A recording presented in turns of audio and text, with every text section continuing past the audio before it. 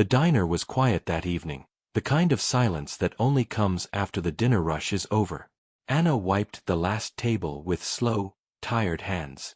Her apron smelled faintly of grease and coffee, and her feet ached from standing all day. She glanced at the clock on the wall. It was almost midnight. She should have been home hours ago, tucking her little boy into bed, reading him one of the stories he loved. But bills didn't pay themselves, and the diner owner had begged her to cover an extra shift. She had no choice. Every extra dollar mattered. Anna pulled off her apron and hung it on the hook behind the counter. Her hands trembled as she counted the small stack of tips.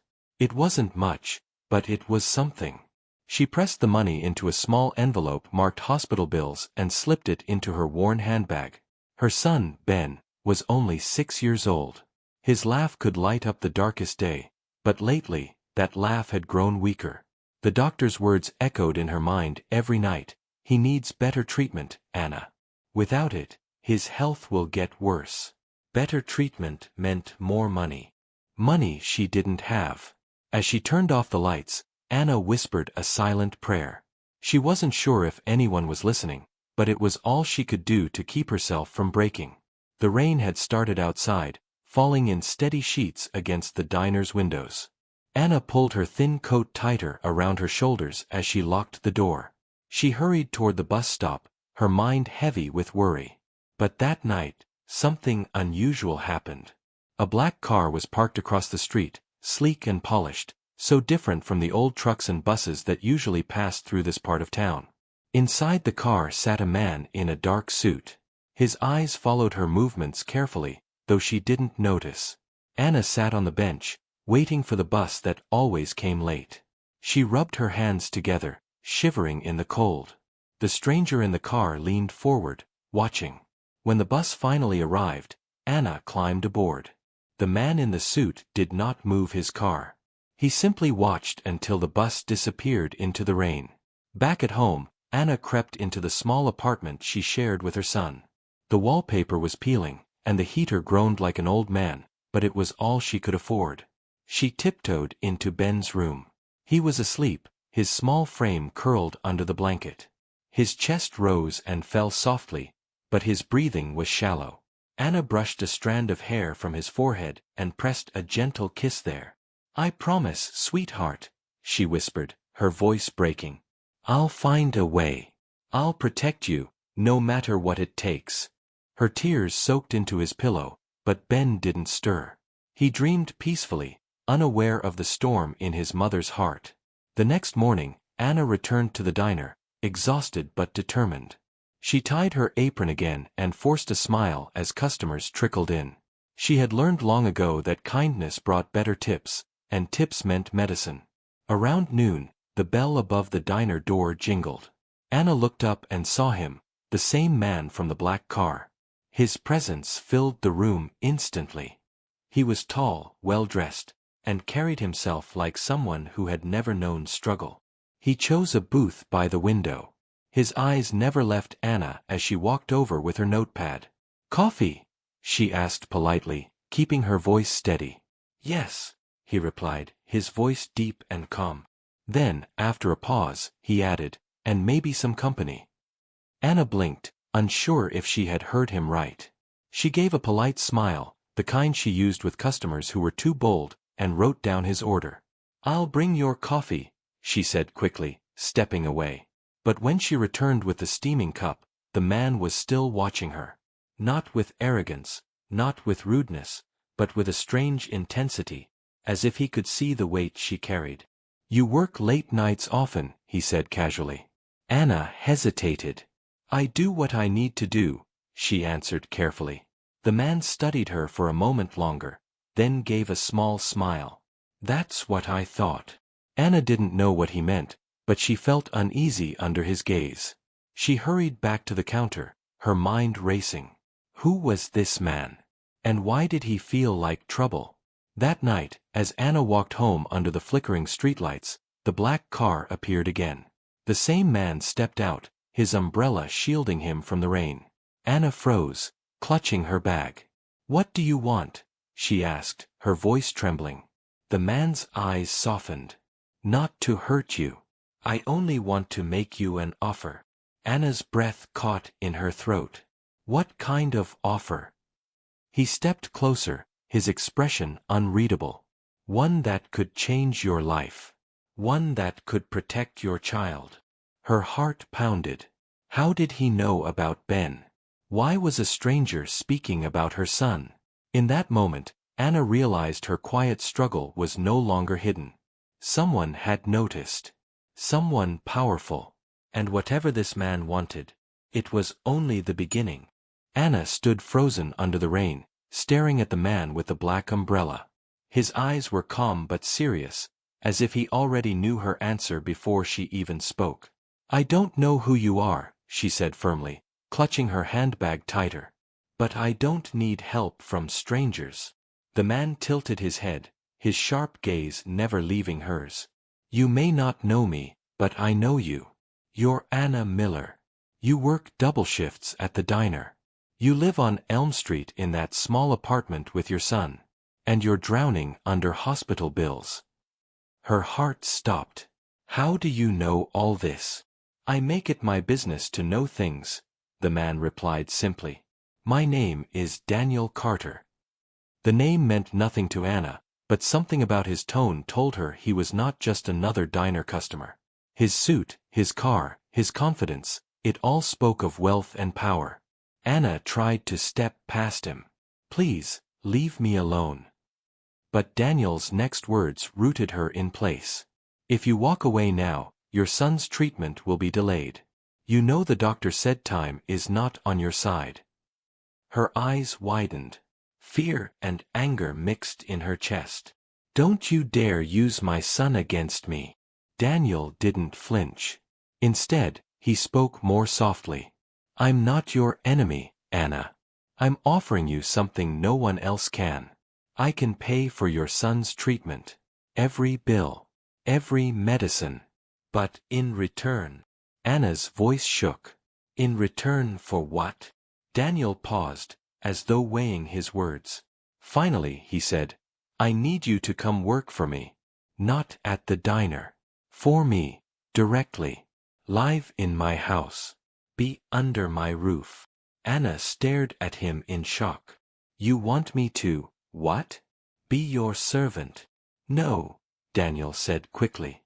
Not a servant. More like a companion. Someone I can trust to be by my side in public and in private.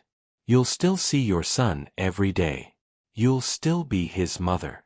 But you'll belong to my world, not the diner's. Anna shook her head, her chest rising and falling. Why me? There are plenty of women who would gladly take money from a man like you. Daniel's eyes darkened. Because I don't want women who are chasing money. I want someone with fire. Someone who fights. Someone who knows sacrifice. He stepped closer, lowering his voice. And that's you. Anna's throat tightened. The rain was soaking her coat, dripping into her shoes, but she didn't move. It sounded too easy, too dangerous, too unreal. She wanted to scream at him, to tell him to stay away. But then she thought of Ben, her sweet boy, lying in bed with labored breaths, waiting for medicine she could barely afford. Why should I trust you? She whispered. Daniel's gaze softened, just slightly. Because I don't break promises. And I promise you this, if you agree, your son will never go without care again. Anna closed her eyes. Her entire body shook. Everything in her heart screamed not to do this. But a mother's heart doesn't live for itself. It lives for her child. When she finally opened her eyes, tears mixed with rain on her cheeks. If I agree, you pay for everything? Everything, Daniel said firmly. And all I have to do is live in your house, follow your rules, and pretend I belong in your world? Daniel gave the faintest smile. Exactly. Her breath came out ragged. It was madness. It was a trap. It was the most dangerous decision she could ever make. But Ben's weak smile appeared in her mind, and her heart broke. I'll do it, she whispered. Daniel's eyes gleamed. Good. I'll send for you tomorrow. And with that, he stepped back into his sleek black car, leaving Anna trembling on the wet sidewalk, wondering if she had just saved her son, or sold her soul. That night, Anna sat beside Ben's bed, holding his tiny hand in hers. He stirred, opening his tired eyes. "Mommy," he murmured. "Yes, sweetheart," she said softly, forcing a smile. "Why are you crying?" Anna brushed his hair gently. "I'm not crying. Just tired." But deep inside, she knew the truth. She had made the biggest sacrifice of her life. Tomorrow, her world would no longer be her own. And somewhere in the shadows of wealth and power, Daniel Carter was waiting. The next morning, Anna packed the little she owned into a worn suitcase. Her hands shook as she folded her son's clothes, tucking them neatly inside. Ben watched from the bed, his pale face curious. "Are we going somewhere, Mommy?" he asked in his small voice. Anna forced a smile. "Yes, sweetheart. Somewhere new. Somewhere that will help you get better." Ben's eyes lit up with fragile hope. "Really? No more scary doctors?" She kissed his forehead. "There will still be doctors, but good ones. The best ones. And I'll be with you every step of the way." Inside, her heart ached. She hadn't told him the truth, that their lives were about to belong to a stranger. A sleek black car arrived at their apartment later that morning. The driver, dressed in a sharp suit, carried their bags without a word. Anna held Ben close as they stepped inside. The city blurred past the tinted windows, and soon, tall buildings gave way to green hills and iron gates. The car rolled to a stop in front of a sprawling estate that looked like something from another world. The mansion was massive, with marble steps, tall glass windows, and gardens that stretched farther than Anna could see. She gripped Ben's hand tighter. Daniel was waiting at the top of the steps, his posture straight, his expression unreadable. He looked like he belonged to the mansion, untouchable, powerful, distant. "Welcome," he said simply. Anna didn't answer. She just nodded, her stomach twisting. Inside, the house was even more overwhelming. Crystal chandeliers sparkled above polished floors. Every room seemed too big, too perfect, too cold. A woman in a neat uniform appeared, bowing slightly. "Mr. Carter." "Mrs. Carter." Anna's eyes widened. "Mrs. Carter?" she whispered under her breath. Daniel glanced at her. "It's easier this way. The world will believe you're my wife. It will protect your son. Do you understand?" Her cheeks burned, but she nodded faintly. Later that day, Anna settled Ben into a warm, bright room filled with toys and books. For the first time in weeks, she saw him smile without pain. That smile gave her strength, but it also reminded her of the heavy price she had paid. When she stepped out, she found Daniel standing by the doorway, watching silently. "He likes it here," Daniel said. Anna folded her arms. "He likes the kindness, not the money." Something flickered in Daniel's eyes, but he didn't respond. Over the next few days, Anna began to see more of Daniel's world. She attended dinners where men in expensive suits whispered about deals, power, and fortunes that made her head spin. Women in glittering gowns looked at her with thin smiles and sharp eyes. "Who is she?" they whispered. "Why would he bring her here? She doesn't belong." Anna kept her chin high, but inside she felt small. She didn't belong. She was a diner waitress in a world of kings and queens. One night, as she sat alone on the balcony, Daniel appeared beside her. "You don't like them," he said, as if reading her thoughts. "They don't like me," she replied quietly. "They don't have to," Daniel said simply. "They only have to respect you." She looked at him, surprised by his calm confidence. "And if they don't?" His eyes hardened. "Then they'll answer to me." Anna's heart skipped. For a moment, she saw not just a rich man, but someone carrying a weight of his own. But the mansion was full of secrets. Servants whispered when they thought she couldn't hear. Papers on Daniel's desk were quickly locked away when she entered the room. One evening, she accidentally overheard a heated phone call. Daniel's voice, usually smooth and controlled, was sharp with anger. I told you to handle it. If they find out. He stopped abruptly when he noticed her standing near the hall. His eyes narrowed, and for the first time, she saw something dangerous in him. What did you hear? He demanded. Nothing, she said quickly, her chest tightening. For a long moment, he stared at her, as if deciding whether to believe her. Finally, he nodded and walked away, leaving her shaken. That night, as Anna tucked Ben into bed, her thoughts spun. She had entered Daniel's world to save her child, but now she realized his world was built on secrets. Secrets that could either protect them, or destroy them. She brushed a strand of hair from her son's forehead and whispered, I'll keep you safe. Even if I have to fight him, I'll keep you safe. But deep inside, Anna wondered if she had stepped into something far bigger than she ever imagined. And Daniel Carter, the man who had promised salvation, was not just a stranger. He was a mystery, one that could change everything.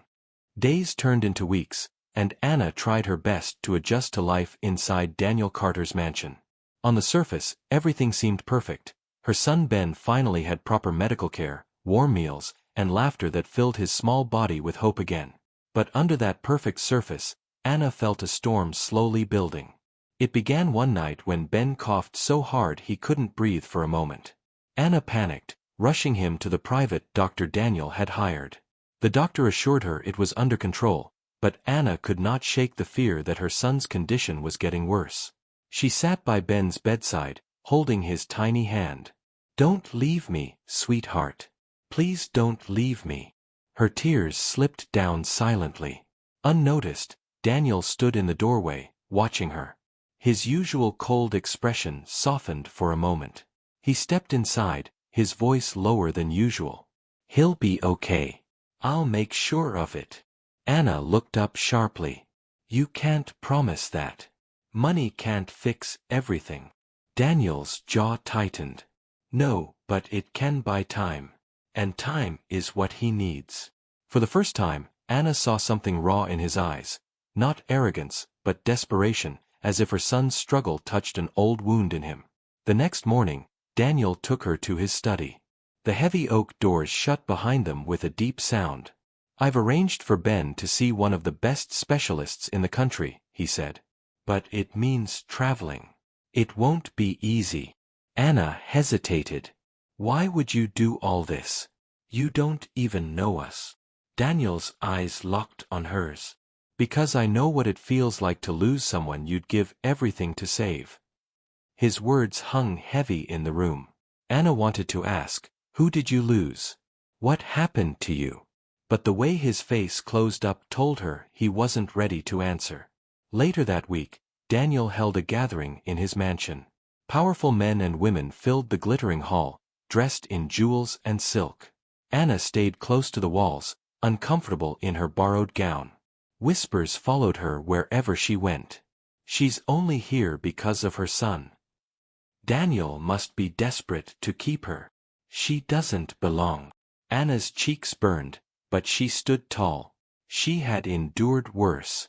Then, out of the corner of her eye, she noticed a woman watching Daniel closely. The woman was elegant, with sharp features and eyes that missed nothing. She leaned toward another guest, her voice just loud enough for Anna to hear. Mark my words. That woman will bring Daniel down. She's hiding something. Anna froze. The woman wasn't talking about Daniel, she was talking about her. After the event, Anna confronted Daniel. They're talking about me. About Ben. I don't belong here. You should have left us where we were.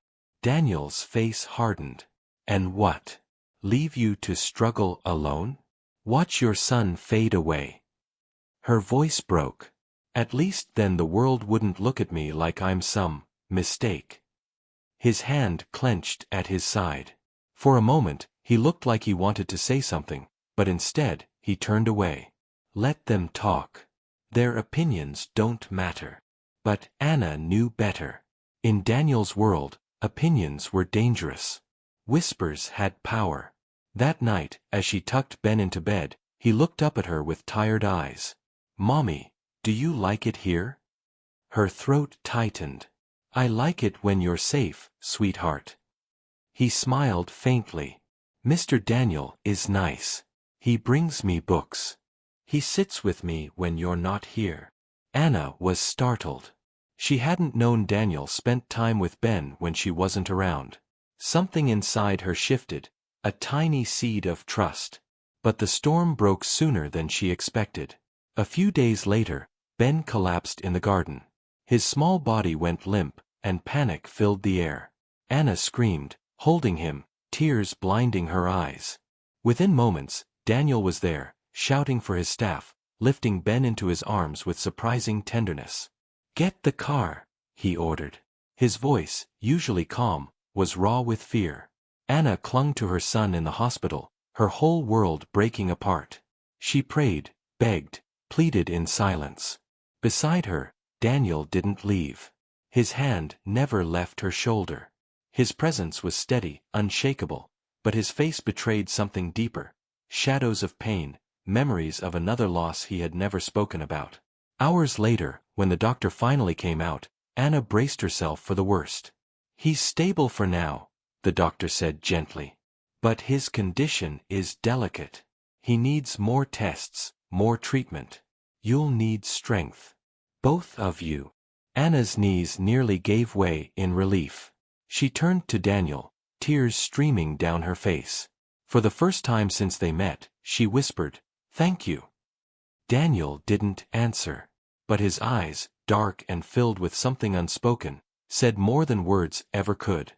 That night, as Anna sat by Ben's bedside, she realized something terrifying. She had entered Daniel's world for her child's sake. But now, her heart was being pulled into Daniel's storm as well. And fate, it seemed, was not finished testing them. The hospital stay stretched into days. Anna never left Ben's side, sleeping in the chair beside his bed, her hand always wrapped around his. Daniel came and went, bringing specialists, medicines, even toys to distract the boy. To the nurses, he seemed like a father, but Anna knew the truth was more complicated. One evening, when Ben finally drifted into sleep, Anna slipped outside for air. She found Daniel standing near the hospital window, his tall figure framed by the glow of the city lights. "You've done so much," she whispered, her voice low. "I don't even know how to repay you." Daniel turned, his eyes unreadable. "You don't need to repay me." But before she could reply, a voice interrupted. "Anna." Her stomach dropped. She spun around and saw a familiar figure, one of the waitresses from the diner where she used to work. The woman's eyes widened. "What are you doing here? And, is that Daniel Carter?" Anna froze. Her mind scrambled for words, but nothing came out. The woman smirked knowingly. "So it's true, then. You've trapped him somehow." "I haven't trapped anyone," Anna said quickly, her voice shaking. But it was too late. Whispers had a way of spreading, and soon the story reached Daniel's world. At the mansion, the air grew heavy. Servants avoided Anna's eyes. Guests at Daniel's dinners whispered louder than before. Some even laughed openly when she entered the room. She was nothing more than a diner girl. She's using him for her son. She's destroying his reputation. Anna tried to ignore it, but each word cut deeper. One night, she overheard two men in the corridor. "Carter has gone soft. A waitress and her sick child? He'll ruin himself." Her heart sank. This wasn't just about her anymore. It was hurting Daniel too. When she confronted him, her voice was trembling. "They're talking about me. About you. Maybe I should leave." Daniel's face darkened. "No. You're not leaving. You don't understand," she cried. "Your world is full of power, respect. And me. I'm just a mistake to them." "You're not a mistake," he said firmly, stepping closer. Her eyes filled with tears. "Then why does it feel like I'm breaking everything you've built?" Daniel didn't answer right away. His silence only deepened her fear. That night, Anna sat by Ben's bed, her heart heavy. Her son stirred, opening his tired eyes. "Mommy," he whispered. "Why are you sad?" She brushed his hair back gently. "I'm not sad, sweetheart. I'm just tired." Ben gave a weak smile. "Mr. Daniel says we're strong. He says strong people don't give up." Anna's throat tightened. Even her son had started to believe in Daniel. But things grew worse when a newspaper headline appeared days later. "Billionaire Daniel Carter seen with mystery woman and child. Is this the end of his legacy?" The photo showed Anna carrying Ben into the hospital, Daniel walking protectively beside them. The story was cruel, filled with rumors and lies.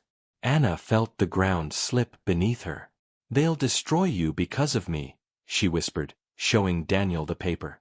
Daniel's jaw clenched as he read. Then he tossed the paper aside. "Let them try." But Anna couldn't shake the fear. That night, while Daniel was away on business, she made a decision. She packed her bag quietly, tears streaming down her cheeks. She looked at Ben sleeping peacefully, kissed his forehead, and whispered, "I love you, my little one. This is for you." Her plan was to disappear before Daniel returned. If leaving could save his reputation and protect Ben, then that was the sacrifice she had to make. But as she crept down the grand staircase, suitcase in hand, Daniel's voice stopped her. "Where are you going?" Her heart dropped.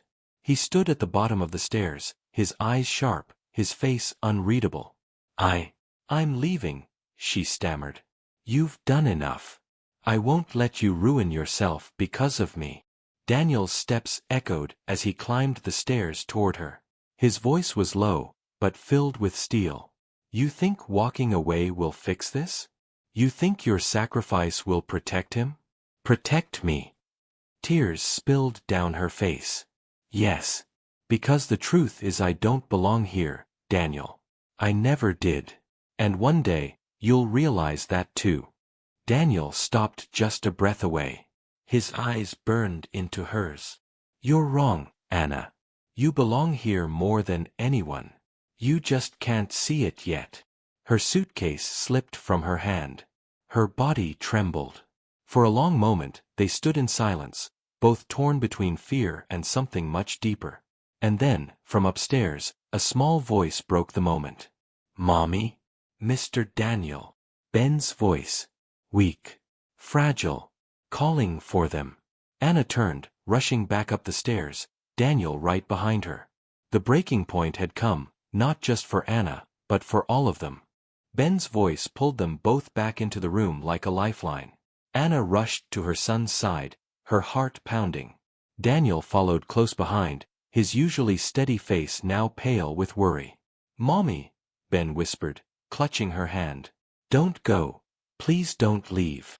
Anna's tears spilled as she kissed his forehead. "I'm not going anywhere, sweetheart. I'm right here." Daniel stood silently at the end of the bed, his fists clenched, his eyes fixed on the boy who had become more important to him than he ever expected. 4 hours, they sat together, guarding Ben through the night. When the boy finally drifted into sleep, Anna looked at Daniel. "He needs both of us. I can't keep running. But I'm scared, Daniel. I'm scared of what your world will do to him, to us." Daniel's jaw tightened, and then, for the first time, he let down the walls he always kept so high. "I lost someone once," he said quietly, his voice rough. "My wife. Years ago. She was carrying our child. I promised to protect them, but I couldn't. Since then, I swore I'd never let anyone that close again. But then, I saw you. I saw the way you fought for him. The way you were ready to give up everything. And I couldn't stay away." Anna's breath caught. She had wondered about the pain behind his eyes, but hearing it broke her heart. "I'm not strong like you think," she whispered. Daniel shook his head. "Anna, you're the strongest person I've ever met."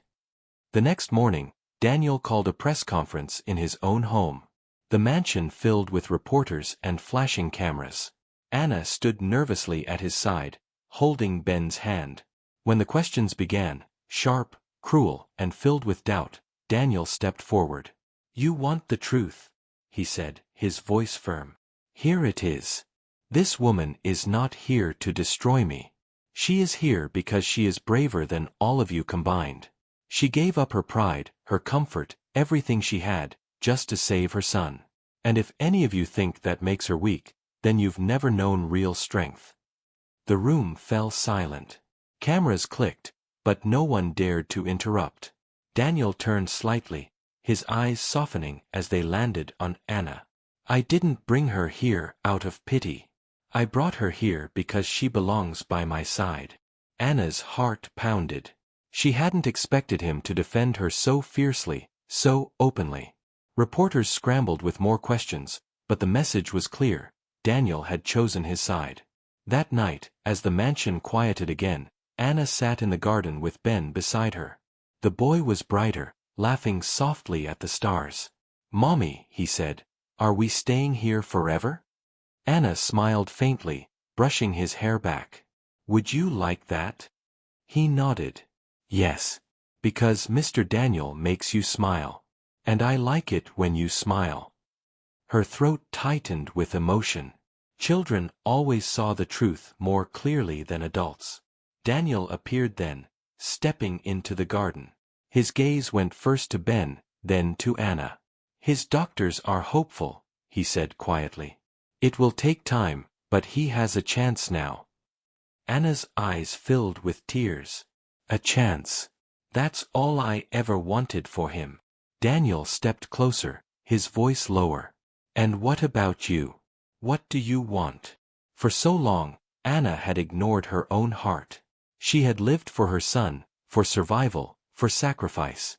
But now, as she looked at Daniel, she realized something had changed. I want to stop running, she whispered. I want to believe in something again. Daniel reached for her hand, strong and steady. Then believe in me.